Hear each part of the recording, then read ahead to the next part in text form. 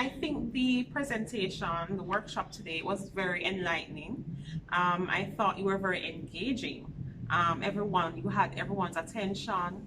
Persons were thinking about really what is it that I can do, what is it that I'm passionate about, what is it that I love.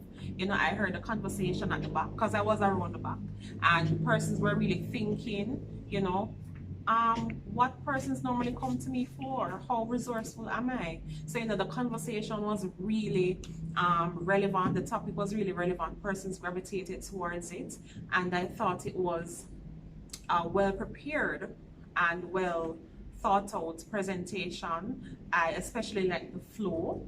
You know, it was not rushed, but the flow was in good sequence, in good timing. So overall, I think it was a very productive day in terms of, you know, you got persons really thinking about their future, and not only their future, but how them making this decision can also impact them and also their families.